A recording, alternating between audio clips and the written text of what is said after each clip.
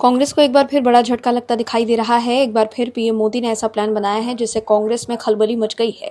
कांग्रेस के लोग राहुल गांधी के भरोसे हैं, लेकिन राहुल गांधी कांग्रेस के लिए कोई कमाल नहीं करवा पा रहे।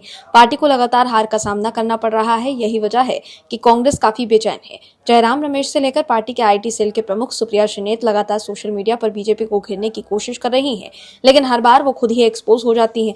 वहीं देश के सामने एक्सपोज होने के बाद राहुल गांधी अब जेनजी को अपने पाले में करने में लगे हुए हैं।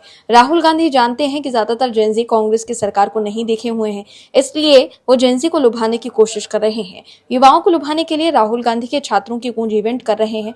राहुल गांधी ने शनिवार को पुणे में अपने छात्रों की गूंज कार्यक्रम में छात्राओं से बातचीत की।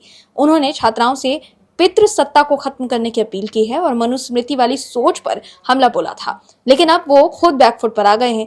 क्या है पूरी खबर, बताते हैं आपको इस रिपोर्ट में। दर्शकों, सरकार एक बार फिर से महिला आरक्षण और परिसीमन बिल सदन में लाने वाली है। दरअसल इस तरह की बातें राजनीतिक गलियारों में जोर पकड़ रही है, क्योंकि मानसून सत्र खत्म होने के बाद भी राष्ट्रपति ने अभी तक सत्र समाप्ति की औपचारिक मंजूरी नहीं दी है। वहीं बीजेपी की तरफ से रविवार को एक बार फिर से अपील की गई है कि महिला आरक्षण और परिसीमन बिल पास किया जाए। ये बयान बीजेपी ने राहुल गांधी की तरफ से शनिवार को महाराष्ट्र के पुणे में आयोजित किए गए छात्रों की गूंज कार्यक्रम के दौरान महिला सशक्तिकरण और भारत की पितृ सत्ता वाली सोच पर सवाल उठाने के बाद किया है।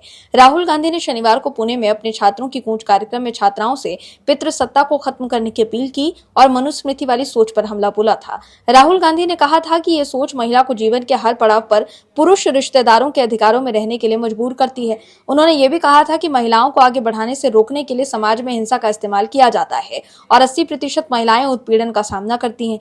ऐसे में राहुल गांधी पर पलटवार करते हुए बीजेपी की राष्ट्रीय महासचिव स्मृति ईरानी ने राहुल गांधी और कांग्रेस समेत विपक्ष के नेताओं से अपील की है कि अगर महिलाओं की बात करते हैं तो केंद्र सरकार जो 2029 में महिलाओं को 33% आरक्षण देने की बात कर रही है, उस बिल को संसद से पास करवाने में मदद करें। ऐसे में जो राहुल गांधी महिलाओं के मुद्दे पर बीजेपी को घेरने की कोशिश कर रहे थे, वो अब खुद घिर गए हैं कि कैसे कांग्रेस सदन में महिला आरक्षण बिल के खिलाफ मतदान करती है। वहीं महाराष्ट्र के मुख्यमंत्री देवेंद्र फडणवीस ने शनिवार को पुणे में दिए गए राहुल गांधी के वक्तव्य पर प्रतिक्रिया व्यक्त करते हुए कहा है कि राहुल गांधी मंच से तो महिला अधिकारों की बात करते हैं, लेकिन महिलाओं को अधिकार देने के लिए उठाए जा रहे सबसे क्रांतिकारी कदम महिला आरक्षण विधेयक का विरोध करते हैं और इससे खिलाफ वोट देते हैं। वहीं सरकार ने इस बिल को लेकर अपना रुख साफ कर दिया है। सरकार अब जल्द से जल्द इन दोनों बिलों को संसद से पास कराने की कोशिश में जुटी हुई है।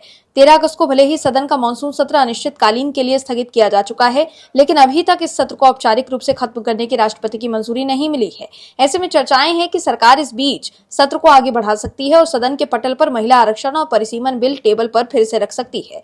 किसी भी सत्र को खत्म करने के लिए राष्ट्रपति की मंजूरी होना जरूरी है। वहीं सरकार लगातार बैकडोर से इस बिल को पास कराने के लिए एक माहौल बनाने की कोशिश में जुटी हुई है।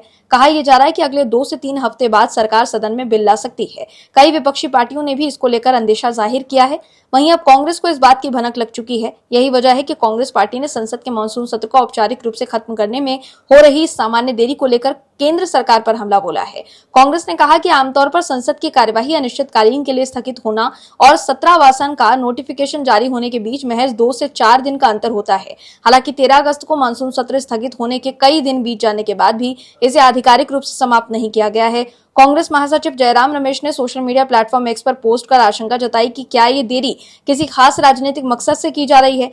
जयराम रमेश ने सवाल किया कि क्या केंद्रीय गृह मंत्री अमित शाह परिसीमन से जुड़े संविधान संशोधन विधेयक को पास कराने के लिए विशेष सत्र बुलाने की योजना बना रहे हैं और इसके लिए आवश्यक 2/3 बहुमत जुटाने में लगे हैं।